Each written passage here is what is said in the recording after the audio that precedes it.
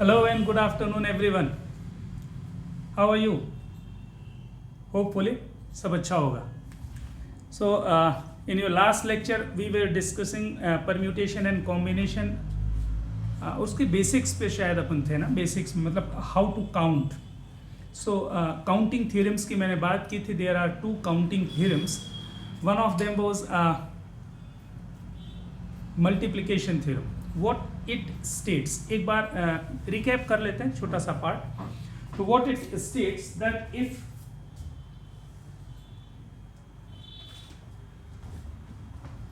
if there are m ways of doing a thing and for each of m ways there associated n ways of doing a second thing, then total number of ways of doing both the things simultaneously will be given by m into n. इसको आप extend कर सकते थे और extend ऐसा कर सकते थे कि m into n into p into t into s into जितने भी होते जाए ना, होते जाए. स्टेटमेंट की वर्किंग आपको समझ में आ गई. होपफुली मैंने काउंटिंग के लिए आपको बहुत सारे एग्जांपल्स बताए कि मल्टीप्लिकेशन थ्योरम की हेल्प से आप काउंटिंग कैसे कर सकते हो. What is the meaning of addition theorem? Addition theorem क्या था साहब? Suppose there are two jobs A and B. So job A can occur in m ways, whereas job B can occur in n ways. Then either the job A or the job B can occur in m plus n ways. तो question ये उठता है साहब कि where to use multiplication and where to use addition. So when we want to find simultaneous work, तो simultaneous का मतलब this and this और and this है ना, this and this and this and this simultaneous अगर मुझे चाहिए तो we will use multiplication. But suppose it is required to find either this or this or this or this, है ना, या तो ये काम या फिर ये काम या फिर ये काम या फिर ये काम. तो इसके लिए आप हमेशा क्या इस्तेमाल करोगे? एडिशन. तो जब आप एग्जाम्पल्स देखते हो ना तो इसके दो तरीके हो सकते हैं काउंटिंग के. एक तो प्रैक्टिकल करके अपन देखें और फिर वन बाय वन काउंट कर लें. लेकिन इनिशियल स्टेज में ना जब बहुत कम काउंटिंग है तब तो आप प्रैक्टिकल करके देख सकते हो. But it is not possible always, क्योंकि जब ढेर सारे काम हो जाएं और काउंटिंग बहुत ज़्यादा हो जाए फिर आप प्रैक्टिकल करके पॉसिबल नहीं होगा कि टाइम लिमिट पे देख पाओ. और इसी के लिए काउंटिंग थ्योरम्स बनाई गई. तो काउंटिंग थ्योरम में हम लोगों ने 4-5 क्वेश्चंस किए थे. लास्ट क्वेश्चन जो किया था उसको आधा छोड़ दिया था मैंने, तो आज उसको कंप्लीट करते हैं एक बार फिर से. Continue with that particular question. अभी अपन बात फिर से कर रहे हैं. पीएनसी अभी अपन ने स्टार्ट नहीं किया है, केवल काउंटिंग की बात कर रहे हैं. This one is your first question. भाई कितनी प्रकार से ना, कितनी तरह से हम प्राइजेस को डिस्ट्रीब्यूट कर सकते हैं 4 स्टूडेंट्स के बीच में. भाई देखो कॉमन सेंस कुछ अपन लगाए. कॉमन सेंस फिर से suppose there are 3 prizes 1, 2 and 3. ये 3 प्राइजेस हैं और 4 स्टूडेंट्स बना लेते हैं भाई. Student A, student B, student C, student D. अच्छा, प्रैक्टिकल करके मैं देखना चाहता हूँ ना, प्रैक्टिकल करके देखना चाहता हूँ भाई क्या क्या तरीके हो सकते हैं. कि पहला तरीका तो ये होगा, कंप्लीट बोर्ड को भर देना है मुझे. पहला तरीका ये होगा कि मैंने फर्स्ट प्राइज ए को दिया, सेकेंड प्राइज बी को दिया, थर्ड प्राइज सी को दिया. That is one way of distributing the prize. First prize 3 लोगों को, second prize, first prize in 4 में से किसी एक को दे सकता हूं. फर्स्ट प्राइज मैंने ए को दे दिया, सेकेंड प्राइज बी, सी, डी, इनमें से किसी को देना है तो मैंने कितने को दे दिया? बी को दे दिया. और तीसरा प्राइज सी को दे दिया. अच्छा, इसके साथ कुछ और पहले बात कर लेते हैं. देखो क्या क्वेश्चन लिखा है, in how many veg it can be done. इसमें कोई बाउंडेशन है क्या कि किसी एक को प्राइज नहीं दी जा सकती, सारी प्राइज? भाई देखो एक तरीका ये भी हो सकता है ना, एक तरीका ये भी हो सकता है कि फर्स्ट प्राइज मैंने ए को दिया, सेकेंड प्राइज भी मैंने ए को दे दिया और थर्ड प्राइज भी ए को दे दिया. भाई this one is the most interesting part. भाई स्टूडेंट ए एक्स्ट्रा ऑर्डिनरी था, उसको सारे प्राइजेस उसी को मिल गए, है ना. राइटिंग कंपटीशन में भी उसी, मान लीजिए फर्स्ट प्राइज, ये जो पहला वाला प्राइज है वो राइटिंग कंपटीशन के लिए था, सेकंड जो प्राइज है वो डिबेट कंपटीशन के लिए था, और थर्ड प्राइज डिसिप्लिन के लिए दिया जा रहा है. मान लीजिए ऐसा कुछ डिसाइड किया स्कूल अथॉरिटी ने, तो फर्स्ट प्राइज भी एक हो गया, सेकेंड प्राइज भी एक हो गया, थर्ड प्राइज भी एक हो गया। This one is one way of distributing. अच्छा, ऐसा भी हो सकता है कि फर्स्ट प्राइज बी को, सेकेंड प्राइज बी को, थर्ड प्राइज बी को। अच्छा, ऐसा भी हो सकता है कि फर्स्ट प्राइज सी को, सेकेंड प्राइज सी को, थर्ड प्राइज भी सी को। ऐसा हो सकता है first prize D, second prize D, third prize भी डी को दे दिया मैंने, क्योंकि उसने कोई बाउंडेशन नहीं रखी। उसने ये बोला है साहब कि 3 प्राइजेस हैं, उसको 4 स्टूडेंट्स के बीच में डिस्ट्रीब्यूट करना है विदाउट एनी बाउंडेशन। तो ऐसा पॉसिबल है कि तीनों के तीनों प्राइजेस ए को मिल जाएं, या तीनों के तीनों प्राइजेस बी को मिल जाएं, या तीनों के तीनों प्राइजेस सी को मिल जाएं, या तीनों के तीनों प्राइजेस डी को मिल जाएं। These are the 4 ways. एक ये, एक ये, एक ये, एक ये 4 तरीके हो गए। अच्छा, और क्या क्या हो सकता है? ऐसा हो सकता है कि फर्स्ट प्राइज ए को मिल जाए, सेकेंड प्राइज बी को मिल जाए, थर्ड प्राइज भी बी को मिल जाए। और क्या पॉसिबल है? First prize A, second prize C, third prize C. अच्छा, ऐसा होगा कि first prize A, second prize D, third prize D. और क्या पॉसिबिलिटी दिख रही है साहब? First prize B, first prize किसको दिया मैंने? बी को, लेकिन सेकेंड प्राइज आपने ए को दे दिया, थर्ड प्राइज भी ए को दे दिया। अच्छा, फर्स्ट प्राइज बी को दिया, सेकेंड प्राइज सी को दिया, थर्ड प्राइज भी सी को दे दिया। फर्स्ट प्राइज बी को दिया, सेकेंड प्राइज डी को, और थर्ड प्राइज डी को। मैं आपको तरीके बता रहा हूं ना, क्या क्या प्रैक्टिकल वे हो सकता है ना प्राइजेस देने के। अच्छा, ऐसा भी हो सकता है कि फर्स्ट प्राइज आपने सी को दिया और सेकेंड प्राइज ए को, थर्ड प्राइज भी ए को। अच्छा, ये कौन से वाले केस हो रहे हैं जिसमें कोई एक प्राइज एक को मिल रहा है और बाकी दोनों प्राइजेस किसी एक को मिल रहा है? अच्छा, और भी तरीके हो सकते हैं। First prize C, second prize B, third prize B, first prize C, second prize D, third prize D. अच्छा, ऐसे तो यार जिंदगी बीत जाएगी हम लोगों की करते करते ना। बात समझ में आ रही? और क्या प्लानिंग आप कर सकते हो ना, और क्या क्या प्लानिंग हो सकती है? ऐसा हो सकता है कि फर्स्ट प्राइज ए को दिया, सेकेंड प्राइज बी को दिया, थर्ड प्राइज सी को दिया।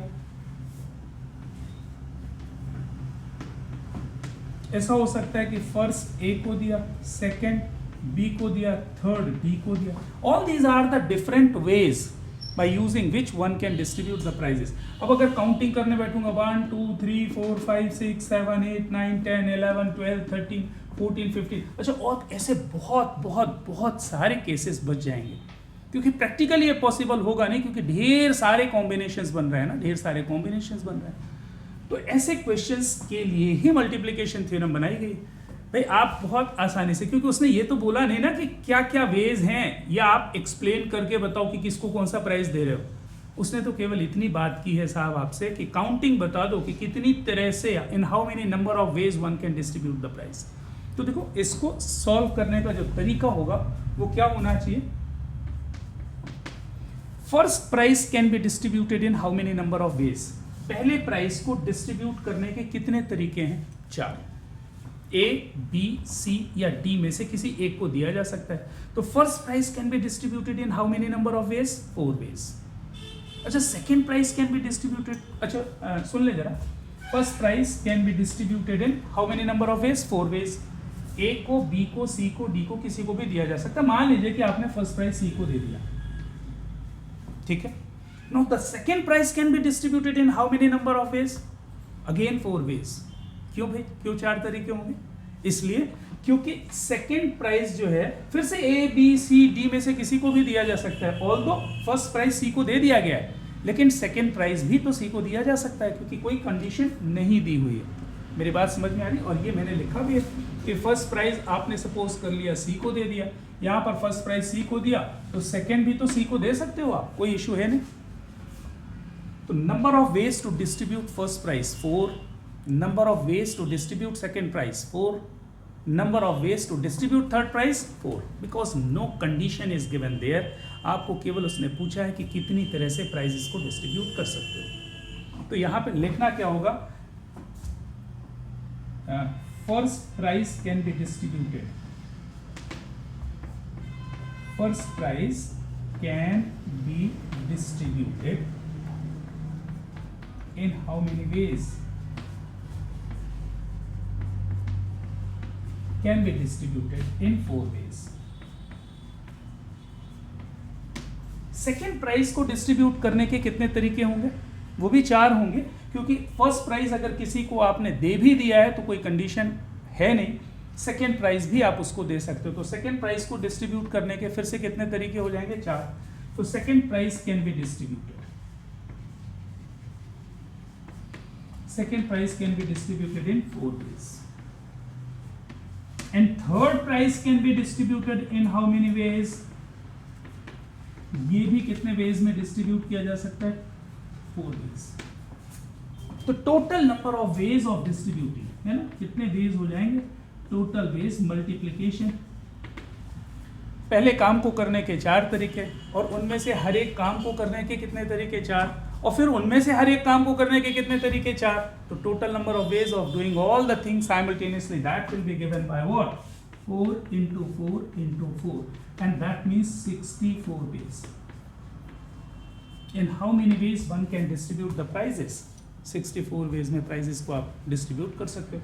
अब साहब आपने तो 15 केसेस बड़ी मुश्किल से बनाए, ऐसे 64 बना के देख सकते हो क्या? मुश्किल हो जाएगी। और अगर ऐसा क्वेश्चन हो गया कि 3 लोगों को 5 लोगों में डिस्ट्रीब्यूट करने 3 प्राइजेस, तब तो और मुश्किल हो जाएगी। 5 into 5 into 5 125। So practically 125 veg बनाना पॉसिबल है नहीं। इसलिए काउंटिंग की केस में आप मल्टीप्लिकेशन थ्योरम को इन्वॉल्व कर लेते हो। तो ये नोट कर सकते हो आप थोड़े बहुत एग्जाम्पल के पॉइंट ऑफ व्यू से, ये एग्जाम्पल के पॉइंट ऑफ व्यू से आप देख सकते हो प्रैक्टिकल करके। Otherwise this one is your working ना। यहाँ पर आपने प्राइजेस बना लिए, यहाँ पर आपने स्टूडेंट्स बना लिए। First prize can be distributed in 4 ways, second can be distributed in 4 ways, third can be distributed in 4 ways. Total number of ways of doing all the things 4 into 4 into 4, that is what? 64. अच्छा, इसका second part जो last lecture में मैंने आपको बताया था, उसको मैंने इस बार सेकेंड क्वेश्चन में ले लिया, और सेकेंड में ये लिया, in how many ways can it be done?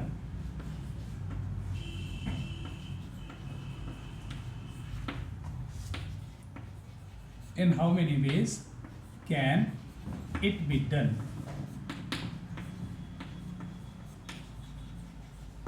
If no one can get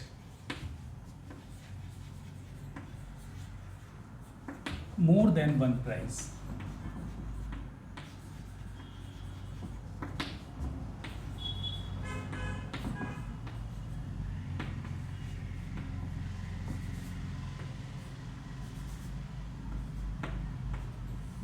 ये आपका क्वेश्चन। अच्छा, इस बार उसने क्या किया? कंडीशन रख दी साहब। In how many ways can be distribute the 3 prizes among 4 students if no one can get more than 1 prize. मतलब किसी को भी एक से ज़्यादा प्राइज आप नहीं दे सकते। तो अच्छा, ये मुझे बताओ कि फर्स्ट प्राइज को डिस्ट्रीब्यूट करने के कितने तरीके हैं? In how many ways can be distribute the first prize? 4 ways. Second prize can be अच्छा, मान लीजिए कि आपने फर्स्ट प्राइज सी को दे दिया। नो, सेकेंड प्राइज को डिस्ट्रीब्यूट करने के कितने तरीके बचेंगे आपके पास? ओनली 3। या तो ए को दे सकते हो, या बी को, या डी को, क्योंकि सी को पहले मिल चुका है, और आपने कंडीशन रख दी है कि किसी को भी एक से ज़्यादा देने की अनुमति नहीं है। So first prize can be distributed, है ना। फर्स्ट प्राइज को डिस्ट्रीब्यूट करने के कितने तरीके होंगे? 4 ways. Second prize can be distributed, है ना। इसको भी डिस्ट्रीब्यूट करने के, इसको डिस्ट्रीब्यूट करने के कितने तरीके? 3. And the third prize can be distributed in how many ways? 2 ways. Total veg,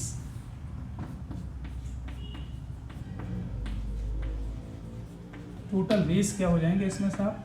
4 into 3 into 2, और ये कितने तरीके देखेंगे आपको? 24 ways. ये आपकी काउंटिंग होगी। 24 वेज में हम ये इस तरह का डिस्ट्रीब्यूशन कर सकते हैं। अच्छा, इसमें पहले वाले केस में कितने थे? 64, और इस वाले केस में कितने? 24। अच्छा, कौन से गायब हो रहे हैं? कौन से गायब हो रहे हैं भाई? ये जो आपने केस लिया था ना कि फर्स्ट प्राइज आपने ए को दे दिया, सेकेंड प्राइस आपने ए को दे दिया। मैं क्या बोल रहा था, समझ में आ रहा है भाई? फर्स्ट केस में जब कोई बाउंडेशन नहीं थी तो आपके पास कितनी चॉइसेस थी? 64। अच्छा, सेकेंड केस में हुआ क्या कि उसने कंडीशन रख दी कि किसी को भी एक से ज़्यादा प्राइस आप नहीं दे सकते। तो आपके केसेस कितने बन रहे हैं? 24 वेज में आप डिस्ट्रीब्यूट कर सकते हो। उसमें 64 से 24 आ गया, मतलब ये 40 केसेस कौन से थे जो आपने हटा दिए? 1 को फर्स्ट प्राइज ए को दिया, सेकेंड प्राइज ए को दिया, थर्ड प्राइज ए को दिया। इस तरह वाला केस अब आप इंक्लूड नहीं कर सकते क्योंकि इसमें तीन प्राइजेस किसको दे दिया है? किसी एक को। अच्छा, और कैसे वाले नहीं आएंगे? 1 आपने फर्स्ट प्राइज ए को दिया, सेकेंड प्राइज बी को दिया, थर्ड प्राइज बी को दिया। इस तरह का भी केस अब आप इंक्लूड नहीं कर सकते भाई, क्योंकि इस बार क्या हो गया कि 2 प्राइजेस बी को मिल गए जो कि कंडीशन नहीं है। तो आपको कैसे वाले इसमें केसेस मिलेंगे? 1A 2B 3C, 1B 2C 3D। हाँ, ऐसे वाले केसेस अब आप ले सकते हो and that's why the counting is now 24। इस टाइप वाले केसेस अब आपको हटाने पड़ेंगे जिसमें तीनों की तीनों प्राइजेस ए को दे दिया या 2 प्राइजेस आपने बी को दे दिया या 2 प्राइजेस ए को दे दिया। ये वाले केस अब आप इंक्लूड नहीं करोगे, तो ये वाले केस आपको हटाने पड़ जाएंगे। तो जब आपने हटाया, ऐसे कितने केसेस बन रहे होंगे? 40। वो आपने हटा दिया तो कितने केस आ गए? 24। प्रैक्टिकल करके फिर से देखने की ज़रूरत नहीं है। अब आप बहुत आसानी के साथ काउंटिंग बस करके बता दो। First prize can be distributed in 4, second in 3 and third in 2। 4 into 3 into 2। अच्छा, इसी में एक नेक्स्ट पार्ट और बना लेते हैं। नेक्स्ट क्वेश्चन यह है कि in how many ways can it be done if no one can get all the prizes. इसका क्या मतलब निकल रहा है कि किसी एक को, ABCD में से किसी एक को तीनों प्राइजेस नहीं मिलनी चाहिए। 2 प्राइजेस मिल सकती हैं उसको, क्योंकि उसने कंडीशन केवल ये रखी है कि no one can get all the prizes. अच्छा, जल्दी से मुझे ये बताओ कि अगर कोई कंडीशन नहीं थी, क्वेश्चन ये था कि 3 prizes to be distributed among 4 students, in how many ways can it be done. इसमें कोई भी कंडीशन नहीं थी, तो आपने कितने वेज निकाले थे? 64। टोटल वेज कितने थे? 64। इनमें से आपको कौन से केसेस हटाने पड़ जाएंगे? जबकि सारे के सारे प्राइजेस किसी एक स्टूडेंट को मिल गए हों। ऐसे कितने केस होंगे? 4। अरे 3 के तीनों आपने ए को दे दिए, या 3 के तीनों बी को दे दिए, या 3 के तीनों सी को दे दिए, या तीनों प्राइजेस आपने डी को दे दिए। ये 4 केसेस हैं जिसमें किसी को भी सारे के सारे प्राइजेस मिल सकते हैं। ये 4 केसेस उसको नहीं चाहिए इस बार, क्योंकि उसने लिखा है in how many number of ways it can be done if no one can get all the prizes. सारे प्राइजेस उसको नहीं मिल सकते, तो सारे प्राइजेस मिलने वाले केसेस हटा दो, टोटल में से सारे प्राइजेस वाले। तो मुझे क्या लिखना है कि that is given by total distribution. Total distribution minus cases in which one can get all the prizes.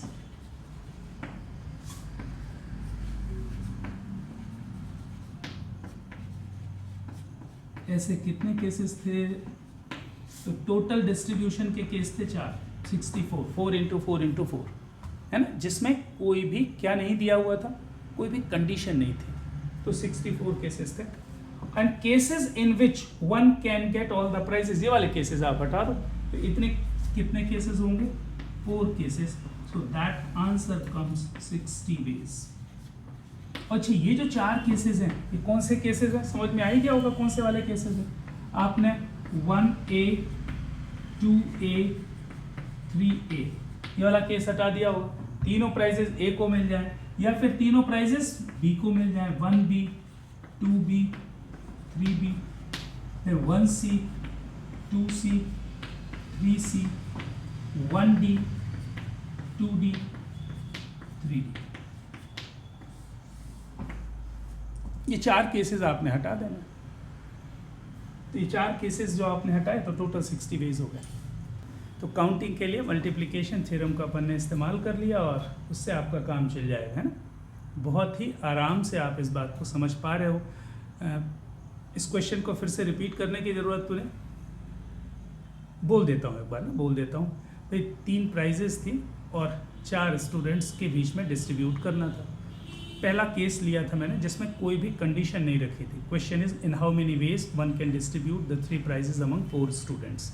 तो सीधी सी बात है कि first prize can be distributed in 4 ways, second prize can be distributed in 4 ways, third prize can be distributed in all 4 ways, total number of ways of doing all the things, so 4 into 4 into 4 हो गया। दूसरे case में मैंने ये condition रख दी थी कि no one can get more than 1 prize, एक से ज़्यादा प्राइज नहीं मिल सकती। तो फर्स्ट प्राइज के लिए तो आपके पास 4 चॉइसेस थी, ABCD में से किसी को दे सकते हो, but for the second prize you have only 3 choices, है ना। क्यों? क्योंकि किसी एक को आपने फर्स्ट प्राइज दे दिया है, अब उसको सेकेंड प्राइज नहीं दे सकते। Third prize can be distributed in 2 ways, total number of ways of doing all the things 4 into 3 into 2। और थर्ड केस मैंने क्या लिया था, find the number of ways of distribution if no one can get all the prizes. इस case में किया क्या था हमने कि कंडीशन ये रखी थी कि कोई भी बच्चा सारे के सारे प्राइजेस नहीं ले सकता। हाँ, 2 प्राइजेस उसको मिल सकते हैं, उसमें कोई बाउंडेशन थी नहीं। उसने बोला no one can get all the prizes, तो ऑल द प्राइजेस वाले जो भी केसेस थे 64 में से उसको हटा दीजिए। ऑल द प्राइजेस के कितने केसेस बनेंगे? 4। तीनों प्राइजेस आपने A को दिया या B को दिया या C को दिया या D को दिया, ये 4 वाले केस बनेंगे। इन 4 केसेस को हटा दीजिए तो आपका आंसर आ गया कितना? 60 वेज। सही। चलो, तो बेसिक्स के नाम पे अभी और भी चीज़ें करनी। Next, note down factorial notation.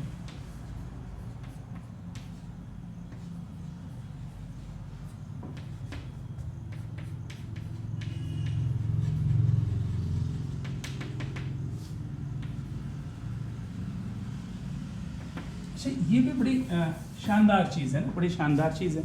अच्छा, पढ़ते क्यों है फैक्टोरियल नोटेशन? क्वेश्चन को आसान करने के लिए, मतलब कैलकुलेशन को आसान करने के लिए। नई चीज़ है आपके लिए, तो एक बार देख लें कि क्या बात अपन ने करनी है। इसको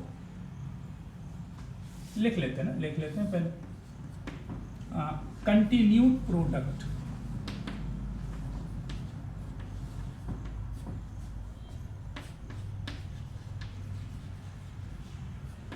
of first n natural numbers.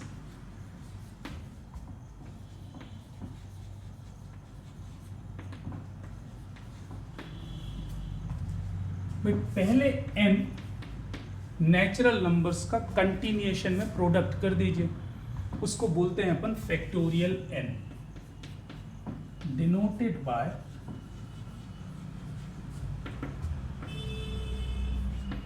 यहां पर n लिखिए और उल्टा ऐसा कर दीजिए। या फिर एक और नोटेशन इस्तेमाल होता है, इसको ऐसा लिखते हैं n और ये वाला सिंबल बना दीजिए। How to read this?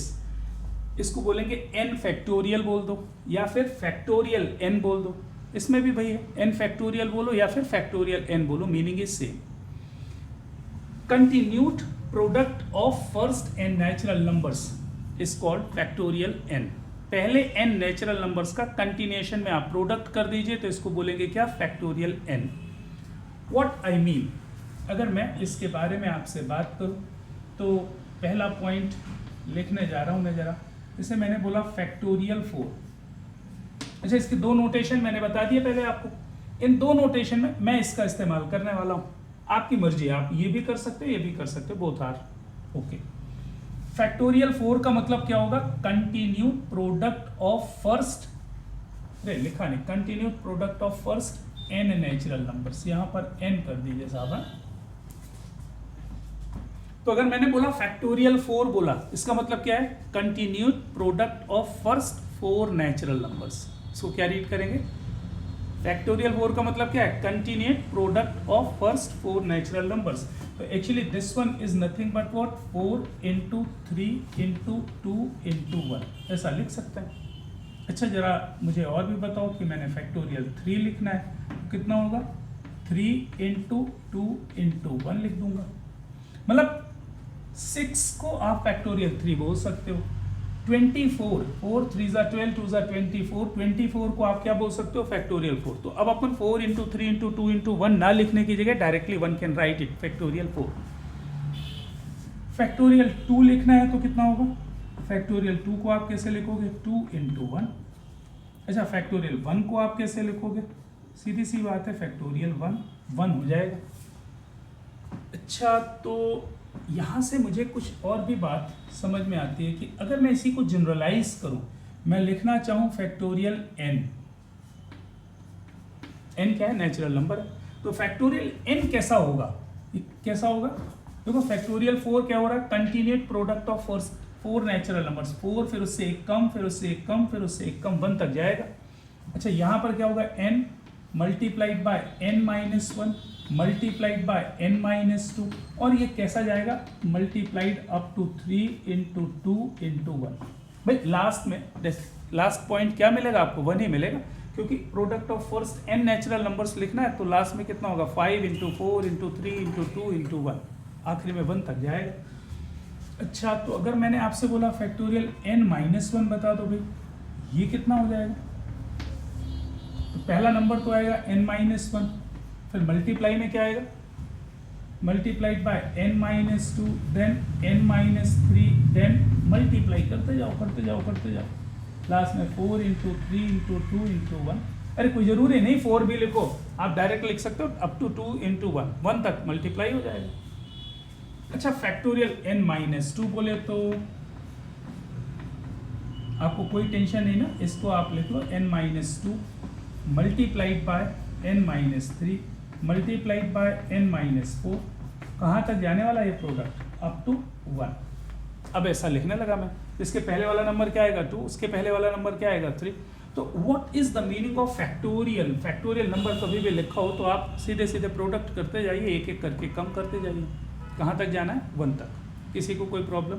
अच्छा मुझे एक बात और समझ में आ रही है, यहाँ से देखो ये 3 इंटू 2 इंटू 1, ये कितना है? फैक्टोरियल 3। इसका मतलब यहाँ से लेकर के यहाँ तक कितना है? फैक्टोरियल 3 है। अरे है ना?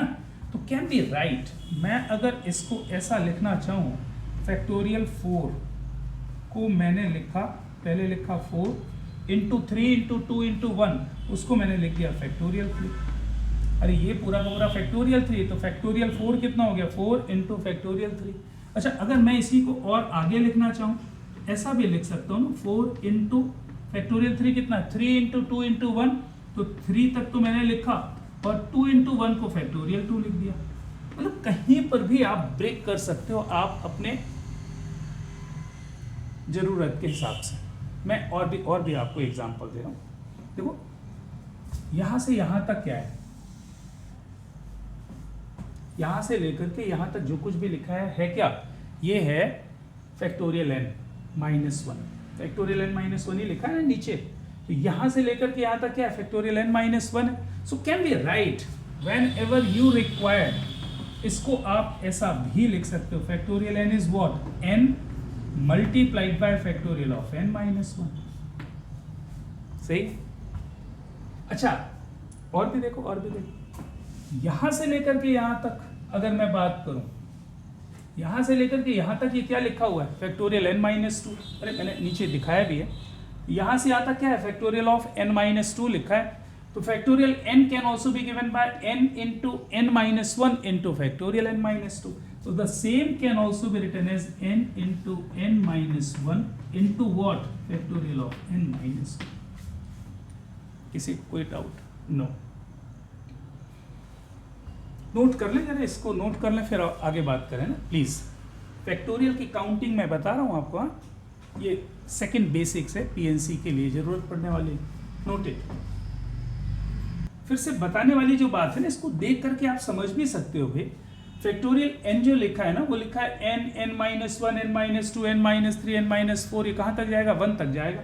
फैक्टोरियल n माइनस 1 कहाँ पर जाएगा? n माइनस 1 से स्टार्ट होगा और आखिरी में कहाँ पहुँचेगा? 1 पहुँचेगा। भाई कंटिन्यूड प्रोडक्ट है, n minus 1 into n minus 2 into n minus 3 up to 1। Factorial n minus 2 अगर आपको पढ़ना है तो कितना हो जाएगा? n minus 2 n minus 3 n minus 4 n minus 5 n minus 6, और कहाँ तक जाएगा? 1 तक जाएगा। तो मैंने आपको इस देखो न्यूमेरिकल वैल्यूज के पॉइंट ऑफ व्यू से भी आपको बता दिया ना, इस तरह से आप सोचें। फैक्टोरियल n क्या है? n इंटू यहाँ तक लिखा हुआ है। अच्छा यहाँ से लेकर के अगर यहाँ तक की मैं बात करूँ, ये पूरा का पूरा नंबर क्या लिखा हुआ है? फैक्टोरियल n माइनस 1 लिखा हुआ है।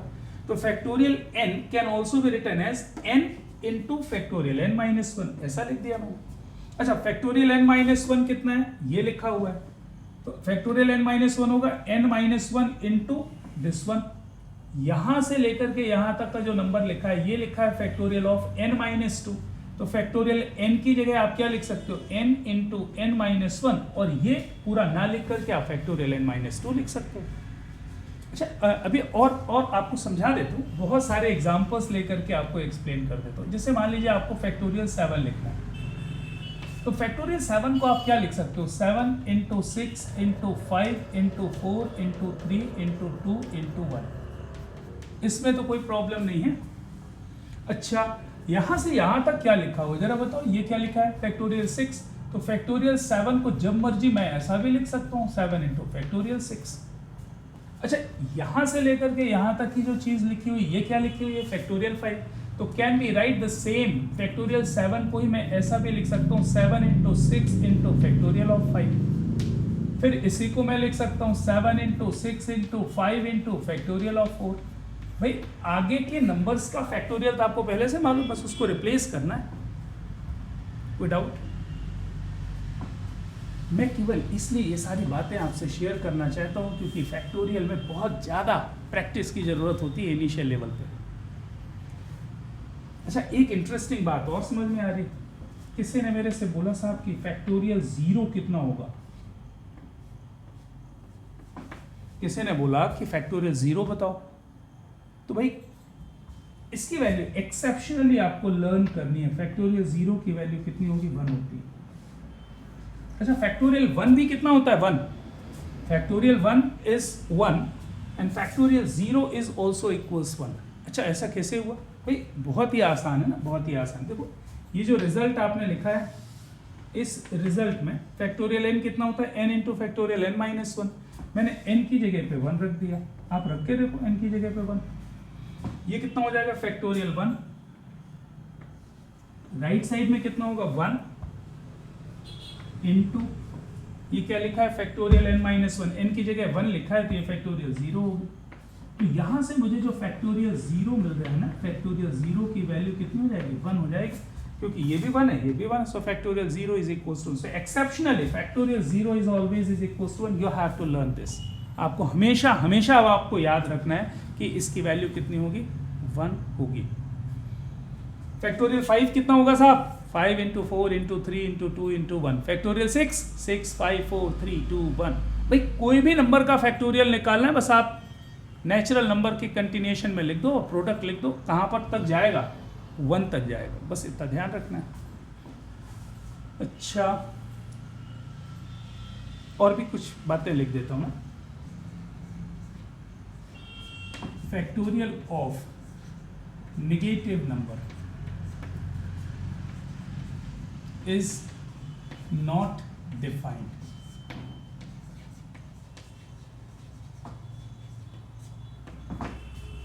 फैक्टोरियल ऑफ नेगेटिव नंबर ना, नेगेटिव नंबर का फैक्टोरियल डिफाइंड नहीं होता। जैसे मैं अगर आपसे बात करूं कि माइनस ऑफ 3 फैक्टोरियल बता दो, तो आप सीधा सीधा लिख दो साहब ये not defined. Factorial of -4 not defined. Not defined को आप ऐसा एरो बना के शो करो, अच्छा है ना, नॉट डिफाइंड लिख दो। Factorial of any negative number is not defined. Factorial of any fractional number is also not defined. अच्छा, इसके रिस्पेक्ट में अगर मैं बात करूं कि 1/-3 फैक्टोरियल, कभी ये लिखने को आ जाए तो ये कितना हो जाएगा भाई, -3 का जो फैक्टोरियल है वो मैंने लिखा इनफाइनाइट, तो 1/इनफाइनाइट हमेशा कितना होता है, 0। 1/-4 फैक्टोरियल की बात हो जाए, इसकी वैल्यू भी हमेशा हमेशा कितनी आएगी, 0 आएगी। तो factorial of negative number is not defined, factorial of only positive numbers are defined. चलो मैं 2-4 एग्जांपल्स और बना रहा हूँ जल्दी जल्दी से। किसी भी नंबर का फैक्टोरियल लिखना है, क्या वर्किंग होगी साहब, कंटिन्यू में 1 तक पहुंच जाना है, एक एक नंबर कम करते हुए ना, एक एक नंबर कम लिखते हुए। नेगेटिव नंबर का फैक्टोरियल डिफाइंड नहीं होगा, फ्रैक्शनल पार्ट है, डिफाइंड नहीं होगा। जैसे मान लीजिए कि आपको लिखना है फैक्टोरियल ऑफ n+2। अच्छा ये कितना हो जाएगा, जल्दी बोलो, लिखने में समझ में आ रहा है? ये हो जाएगा साहब n+2 into n+1 into n into n-1। अब कोई बोले साहब कहाँ तक जाएगा, तो मुझे मालूम नहीं, क्योंकि n की वैल्यू अभी तो ली नहीं है अपन ने, तो इसको डैश डैश डैश लास्ट में 2 इंटू 1 लिख दो। अच्छा फैक्टोरियल ऑफ n-6 ये लिखना है, कितना आ जाएगा जल्दी बोलो, n-6। एक कम करोगे तो क्या आएगा n-7, फिर एक कम करोगे कितना होगा n-8 up to what 2 into 1। मर्जी हो तो 3 भी लिख दो, कोई फर्क नहीं पड़ता उससे। अच्छा और भी बात मैंने दिमाग में ये आता है कि अगर मान लीजिए कभी n+4 फैक्टोरियल लिखना है, तो आप क्या इसको ऐसा लिख सकते हो n+4 into n+3 into n+2। अरे एक कम हो रहा है ना, ये कहाँ तक जाएगा 3 इंटू 2 इंटू 1। लेकिन कभी कभी ऐसा हो सकता है कि मुझे इसकी ज़रूरत ना हो। मुझे किसकी ज़रूरत है? इसके सेकेंड फ्रेम की। तो मैं इसको ऐसा भी लिख सकता हूँ कि n+4 इंटू फैक्टोरियल n+3, ऐसा लिख दिया भाई। यहाँ से लेकर के यहाँ तक तो फैक्टोरियल n+3 है ना। अच्छा और आगे की ज़रूरत पड़ जाए, कभी इसकी भी ज़रूरत पड़ जाए, तो मैं लिख सकता हूँ n+4 इंटू, ये कितना लिख दिया मैंने n+3, और आगे क्या बचेगा n+2 फैक्टोरियल। लिखने में कोई टेंशन नहीं होनी चाहिए ना। ये एग्जांपल्स मैं इसलिए बना के बता दे रहा हूँ कि आपको फैक्टोरियल में किसी तरह का कोई डाउट ना आए। आप जरा और भी देखो, जैसे मान लीजिए फैक्टोरियल 10 लिखा है ना, फैक्टोरियल 10, तो ये एक तरीका तो ये होगा कि 10 इंटू 9 इंटू 8 इंटू, अरे कितने बार इंटू इंटू लिखेगा भाई, इंटू 2 इंटू 1 कर दो, खत्म करो डैश डैश डैश कर। अच्छा इसमें ज़रूरत इसकी नहीं है, आपको किसी और चीज़ की ज़रूरत हो तो आप इसको लिखो 10 into factorial 9। That can be written as what 10 into 9 into what factorial 8। Can we write this one as what 10 into 9 into 8 into what factorial 7, and so on. Whatever required, simplify and write it. सही है? अच्छा तो एक चीज़ और बड़ी interesting से दिख रही है, आप अगर बोलो तो, ये जैसे फैक्टोरियल 10 लिखा है मैंने, तो इसमें ये कितने फैक्टर्स दिख रहे हैं? 10 फैक्टर्स दिख रहे हैं।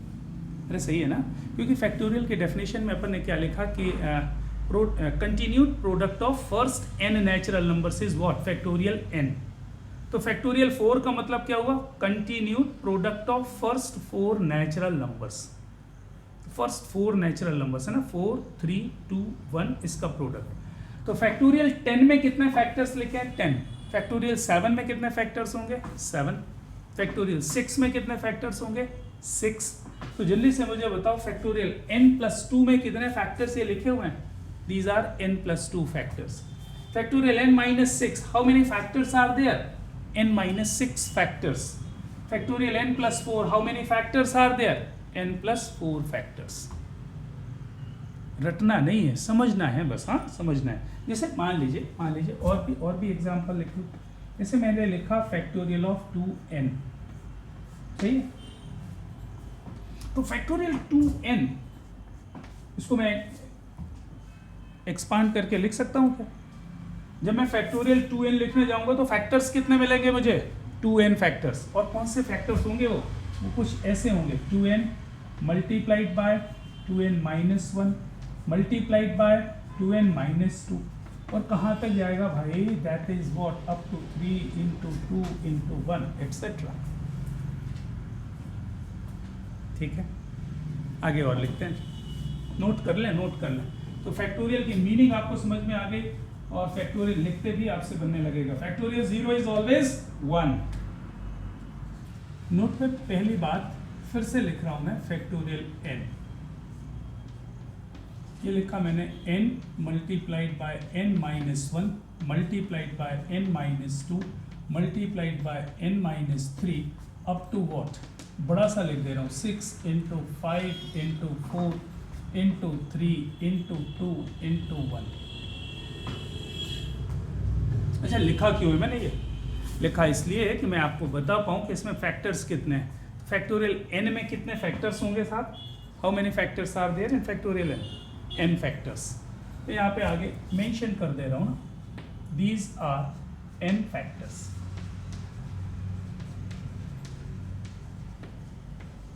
कितने फैक्टर्स हैं साहब? n factors. अच्छा आगे चलते हैं. आगे मैंने लिखा नेक्स्ट फैक्टोरियल ऑफ 2n. इसको मैं कुछ ऐसा लिख रहा हूँ ना, 2n minus 1 multiplied bye 2n minus 2 multiplied by 2n minus 3 multiplied by 6 into 5 into 4 into 3 into 2 into 1. अच्छा साहब ये डॉट डॉट डॉट लगा दे, मतलब मल्टीप्लिकेशन दिख रहा है ये आपको. यहाँ पर ये कितने factors? 2n factors. How many? 2n factors. It's very clear. Okay, अब जरा और कॉन्सेंट्रेट करिएगा. इधर देखो, ये जो लिखा हुआ है ना फैक्टोरियल 2n, ये इवन नंबर होगा. 2n कैसा नंबर है? Even number. n की जगह 1 रखोगे तो 2 आएगा, n की जगह 2 रखोगे तो 4 आएगा, n की जगह 3 रखोगे तो 6 आएगा. तो अल्टीमेटली ये जितने भी फैक्टर्स लिखे हुए हैं ना, ये जितने भी फैक्टर्स लिखे हुए हैं, तो मैंने इनको दो कैटेगरीज में डिवाइड कर दिया. कैसे? आप देखो, 2n minus 2, 2n minus 4, 6, 4, 2. Even वाले जितने भी हैं उनको एक जगह लिख रहा हूँ मैं ना. तो मैंने इसको लिखा 2n multiplied bye 2n minus 2 multiplied by 2n minus 4 multiplied by dash dash dash 6 into 4 into 2. इनको मैंने एक बड़े से ब्रैकेट में लिख दिया. अच्छा, बाकी बचा क्या? 2n माइनस 1, 2n माइनस 3 से लेकर के 5, 3, 1 multiplied bye 2n minus 1 multiplied bye 2n minus 3 multiplied by dash dash dash करके मैंने 5 into 3 into 1. अच्छा, जल्दी से यहाँ से लेकर के यहाँ से यहाँ तक how many factors are there? 2n factors. अरे एग्जैक्टली वही तो है जो ऊपर लिखा है, उसको मैंने नीचे लिख दिया. बस अलग अलग कर लिया, इनको अलग अलग कर लिया. इवन वाले एक जगह पे लिख लिया और ऑड वाले एक जगह पे लिख लिया. अब मुझे कोई ये बता दे कि साहब ये कितने फैक्टर्स हैं? ये इवन फैक्टर्स है ना, तो इसको मैं लिख सकता हूं n इवन फैक्टर्स. और ये कितने हैं? ये n ऑड फैक्टर्स हैं.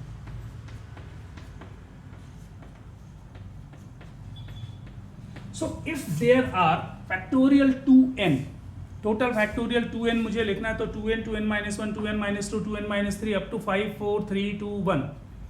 Out of these 2n factors, half of the factors are even and half of the factors are odd. ये बात समझ में आ रही कि n factors even हो गए और n factors odd हो गए. टोटल कितने हो गए? n और n मिला करके 2n factors हो गए. ऐसा इसको समझ सकते हो ना. जैसे मान लीजिए 2n फैक्टोरियल की जगह मैंने फैक्टोरियल 6 लिख दिया. तो जब फैक्टोरियल 6 लिखूंगा तो होगा क्या? 6 into 5 into 4 into 3 into 2 into 1, ऐसा कुछ होगा. तो आप देख लो इसमें, यहाँ पर ये कितना आएगा? ये हो गया 6 into 4 into 2. ये इवन फैक्टर्स 3 हो गए और 5 into 3 into 1. These are 3 odd factors. So if there is factorial 6, total factor 6, out of them 6 are even factors, 3 are even factors and 3 are odd factors. In a similar way, if there is factorial 2n, how many are even factors? n factors are even and n factors are odd. अभी और है. अच्छा, इस बार मैंने क्या किया? इस बार मैंने लिखा साहब फैक्टोरियल ऑफ 2n माइनस 1. यहां से स्टार्ट किया. तो फैक्टोरियल 2n माइनस 1 तो आप लिख पाओगे. मैं लिख देता हूं साहब 2n minus 1 multiplied bye 2n minus 2 multiplied by 2n minus 3. और ये जाएगा साहब 2n माइनस 4. चलो एक और लिख देता हूं. और कहाँ पे जाकर के खत्म होगा? फिर से वही 6 into 5 into 4 into 3 into 2 into 1. Factorial 2n minus 1 मैंने लिख दिया साहब. How many are the factors? कितने फैक्टर्स होंगे? 2n minus 1 factors. These are how many factors? 2n minus 1. अच्छा ये जो 2n माइनस 1 फैक्टर्स है, अब मैं इसमें भी इवन और ऑड अलग अलग कर लेता हूँ।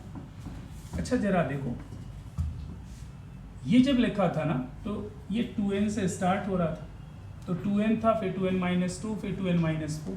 अच्छा यहाँ पे 2n तो गायब है, स्टार्ट कहाँ से होगा इवन वाले, 2n माइनस 2, 2n माइनस 4। मैं लिख देता हूँ 2n माइनस 2, फिर नेक्स्ट क्या मिलेगा 2n माइनस 4, फिर नेक्स्ट 6 इंटू 4 इंटू 2, ये इवन वाले 6, 4, 2, इनका एक ग्रुप बना दिया मैंने, multiplied by in the second group 2n minus 1, 2n minus 3, 2n minus 5 dash dash dash up to 5, 3, 1, 2n minus 1, 2n minus 3, 2n up to what 5 into 3 into 1। हाँ जी अच्छे से देखें, ये जो ऊपर लिखा हुआ है ना एग्जैक्टली उसको मैंने कॉपी कर दिया है, बस डिवाइड कर दिया है, इवन एक साइड पे लिख दिया, ऑड एक साइड पे लिख दिया। टोटल फैक्टर्स कितने हैं 2n minus 1, total factors 2n minus 1। अच्छा ये इवन फैक्टर्स हैं, दीज आर इवन फैक्टर्स। कितने इवन फैक्टर्स हैं, कोई बताओगे कितने इवन फैक्टर्स दिख रहा है साहब, कितने इवन फैक्टर्स, कितने फैक्टर्स ये लिखे हुए हैं, और कितने ऑड फैक्टर्स। यहां से कंपेयर करके आप समझ सकते हो ना, फैक्टोरियल 2n में ये पूरा का पूरा तो यहाँ लिखा हुआ है, that means there are n odd factors. Odd factors तो एज इट इज हैं, but what about even factors. Even factor में एक फैक्टर 2n यहाँ पर नहीं है, मतलब टोटल n इवन फैक्टर्स में से एक फैक्टर गायब हो गया, कौन सा वाला 2n, तो बचेंगे कितने, अरे टोटल n फैक्टर्स थे, अब एक कम हो गया तो कितने बचेंगे n minus 1। so can we say now this time n minus 1 even factors and how many odd factors, n odd factors, n odd factors हैं और n minus 1 even factors हैं, इसको ऐड करके देखो n plus n minus 1 that is what 2n minus 1, total factors कितने हैं 2n minus 1 factors। so whenever factorial of odd number is there, ये odd number है ना, 2n minus 1 कैसा नंबर है, odd number है, तो अगर odd number का आप फैक्टोरियल लिखोगे तो होगा क्या, odd number का फैक्टोरियल लिखोगे तो odd factors ज़्यादा होंगे, इवन फैक्टर कम होंगे। आप निकाल के देख लो, लिख के देख लो भाई। मान लीजिए आपने 7 फैक्टोरियल लिखा, तो 7 फैक्टोरियल होगा कितना, that is what 7 into 6 into 5 into 4 into 3 into 2 into 1। तो इवन क्या क्या मिल रहा है जरा बताओ, 6 इंटू 4 इंटू 2, ये इवन है 3, और इंटू में ऑड क्या क्या मिल रहा है 7 इंटू 5 इंटू 4 3 इंटू 1। तो टोटल 7 फैक्टर्स में से 3 फैक्टर्स इवन है और ऑड फैक्टर्स कितने हैं 4 हैं। इवन कम होगा, ऑड ज़्यादा होंगे। ये तो काउंटिंग आप ऐसे ही समझ पाते हो कि अगर फैक्टोरियल 2n minus 1 लिखा है मतलब वो 2n minus 1 से स्टार्ट हो रहा है, यहाँ से स्टार्ट हो रहा है, तो एक तो फैक्टर गायब है। कौन सा फैक्टर गायब है यहाँ पे 2n, और 2n है क्या इवन, मतलब एक इवन फैक्टर कम है, तो टोटल इवन फैक्टर्स कितने हो जाएंगे n minus 1। ऑड फैक्टर्स तो पूरे के पूरे लिखे हुए, कोई इशू नहीं। मेरी बात समझ में आ रही, एक और लिखना, एक और। तो मैंने फैक्टोरियल 2n आपको एक्सप्लेन कर दिया, फैक्टोरियल 2n माइनस एक्सप्लेन कर दिया। Now we want to discuss one more, that is what factorial of 2n plus 1। अच्छा फैक्टोरियल 2n plus 1 मुझे लिखना है, तो कैसे लिखोगे फैक्टोरियल 2n plus 1? भाई आप लिखोगे 2n plus 1, पहला नंबर आएगा, उससे एक कम करोगे तो कितना आएगा 2n, then 2n minus 1, then 2n minus 2, then 2n minus 3। अच्छा ये मल्टीप्लाई कहाँ तक होगा 6 into 5 into 4 into 3 into 2 into 1। जल्दी से काउंट करके बताओ टोटल कितने फैक्टर्स लिखे हुए हैं, how many factors are given there, total 2n plus 1 factors. भाई फैक्टोरियल 5 में 5 फैक्टर, फैक्टोरियल 6 में 6 फैक्टर, फैक्टोरियल 2n plus 1 में कितने factors 2n plus 1 factors, 2n plus 1 factors.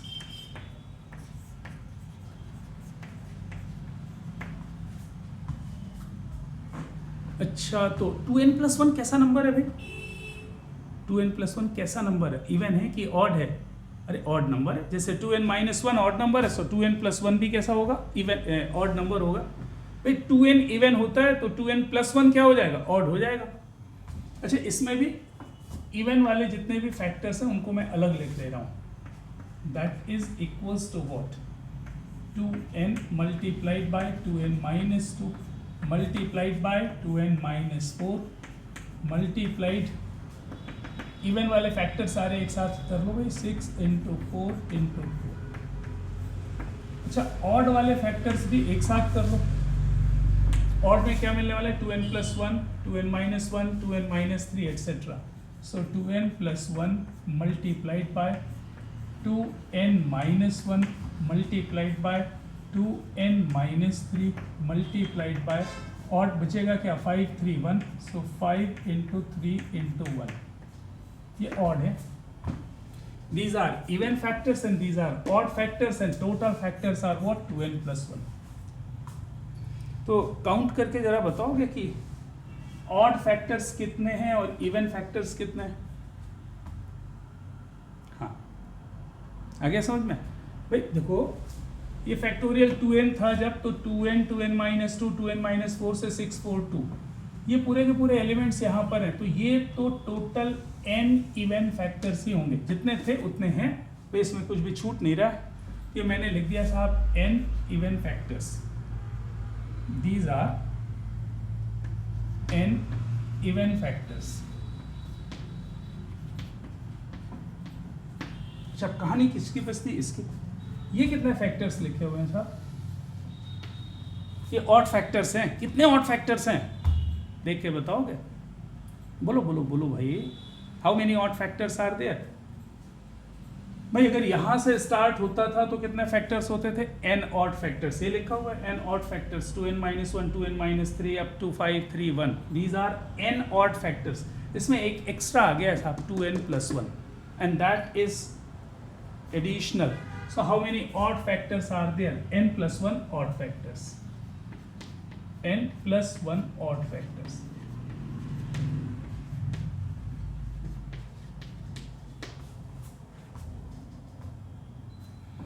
n even factors है, n+1 ऑड फैक्टर्स है, दोनों को मिला दीजिए तो 2n+1 बन जाता है। n+n+1 total 2n+1 factors are there in which n are odd, sorry n are even and n+1 are odd. भाई आपने पहले भी सीखा ना, वो जो फैक्टोरियल 7 लिखा था, तो ऑड फैक्टर्स एक ज्यादा होंगे। अगर n इवन फैक्टर्स हैं तो ऑड फैक्टर्स कितने? n+1। Whenever n-1 even factors then n odd factors. भाई ऑड फैक्टर्स एक ज्यादा होंगे। ये किस बात की बात पे है? जब ऑड नंबर का फैक्टोरियल लिख रहे हो, और जब इवन नंबर का फैक्टोरियल आप लिख रहे हो तो कोई इशू नहीं, आधे आधे हो जाएंगे। फैक्टोरियल 6 में आधे इवन फैक्टर और आधे ऑड फैक्टर, फैक्टोरियल 2n में आधे इवन और आधे ऑड। नोट कर ले जल्दी से, एक बार देख लें कहीं पर कोई डाउट हो। देखो, मैं क्वेश्चंस के बीच बीच में परेशान नहीं होना चाहता, ना आपको परेशान करना चाहता, इसलिए पहले से ही सारे फंडामेंटल बता रहा हूँ आपको। काउंटिंग कैसे करना है वो मैंने काउंटिंग ऑफ वर्किंग की बात की थी, यहाँ पर काउंटिंग ऑफ नंबर्स की बात कर रहा हूँ। ठीक, जल्दी से देखो। तो क्वेश्चन ये है कि साहब 3 चेयर्स हैं, सॉरी 4 चेयर्स हैं और 3 स्टूडेंट्स हैं, 3 चिल्ड्रन हैं। तो चिल्ड्रन के नाम लिख लेता हूँ, 1, 2, 3। अर्नब अच्छे से देखे क्वेश्चन। अच्छा, चेयर्स के नाम लिख देता हूँ ना, C1, C2, C3, C4। अच्छा, ये पहला जो बच्चा है ना, इसके पास कितनी चॉइसेस है? वो किसी भी चेयर में जाके बैठ सकता है। And how many choices are there for the first child? है ना, पहले बच्चे के पास कितनी चॉइसेस हैं? 4 चॉइसेस हैं। अच्छा, दूसरे बच्चे के पास कितनी चॉइसेस हैं? दूसरे बच्चे के पास कितनी चॉइसेस हैं? भाई मान लीजिए पहला बच्चा जा करके C3 थर्ड चेयर में बैठ गया, ठीक है, तो दूसरे बच्चे के पास कितनी चॉइसेस बचेंगे? भाई 3 ही तो बचेंगी। अरे इसकी गोद में जाके बैठेगा क्या? ए भाई ऐसा, ये बकवास बातें थोड़ी सोचनी है आपको कि गोद में बैठ जाएंगे। अरे प्रैक्टिकल भी तो करके देखना है यार। कभी भी आप चेयर रेस में आप पार्टिसिपेट करते हो तो 1 में 2 बैठ जाते हो क्या? ना, तो सेकेंड चाइल्ड के पास ना, दूसरे बच्चे के पास कितने चॉइसेस बचेंगे? 1, 2 और 3, केवल और केवल 3 चॉइसेस हैं। अच्छा, तीसरे बच्चे के पास कितने चॉइस है? मान लीजिए कि सेकेंड ने C4 को ऑक्यूपाई कर लिया, अब थर्ड के पास केवल 2 चॉइसेस बचेंगे ना, 2 चॉइसेस बचेंगे। सारे कामों को साथ साथ निपटाना है, तो 4 into 3 into 2, there are only 24 ways. बात समझ में आ रही? देखो, काउंटिंग करते समय लर्न नहीं करना है, बार बार क्वेश्चन की वर्डिंग्स चेंज हुई, फील डिफरेंट हो जाएगा। अब आप उसमें वो प्राइस डिस्ट्रीब्यूशन वाला केस नहीं लगा सकते हो कि भाई first there are 3 prizes to be distributed among 4 students, in how many ways can be distribute, क्योंकि उसमें तो एक प्राइज 2 लोगों को दी 2 प्राइजेस किसी को दे सकते हो, 3 प्राइजेस किसी को भी दे सकते हो, क्योंकि इसमें कंडीशन नहीं थी। अच्छा, इसमें भी कंडीशन नहीं है, लेकिन ये तो ऑटोमेटिक कंडीशन बनी हुई ना भाई कि एक चेयर में 2 थोड़ी बैठेंगे, एक चेयर में एक ही बैठेगा। So for first how many choices are there? 4। For the second child, how many choices are there? 3. For the third, how many choices are there? 2. Total number of ways of doing all these things, that will be what? 4 into 3 into 2, and that is what? 24. ठीक है? तो next class में मैं PNC start करने वाला हूँ, मतलब continue करूँगा। होपफुली एक बार जितनी बातें मैंने आपको बताई हैं, कुछ भी एग्जाम्पल्स बना करके भी आप ट्रायल ले सकते हो, लेकिन इसका मतलब ये नहीं कि ढेर सारी बुक्स निकाल ली और क्वेश्चन करना चालू कर दिया ना, अभी बिल्कुल मत करिए, बर्बाद हो जाएंगे। PNC को पढ़ने के अलग अलग तरीके हैं, डिफरेंट बुक्स में डिफरेंट वर्किंग दी है, डिफरेंट टीचर्स अलग अलग ढंग से उसको पढ़ाते हैं। तो मैं भी कोई वर्किंग लेकर के चल रहा हूँ, मैं एक कंप्लीट वर्किंग पे फ्रेमवर्क पहले करूँगा, फिर उसके बाद आपको क्वेश्चन के लिए बोलूँगा। तो don't do any question from any book, किसी भी बुक से अभी आप ना देखें, बस एक दिन का इंतजार और करें, ठीक है? नेक्स्ट लेक्चर में मिलते हैं, टाटा।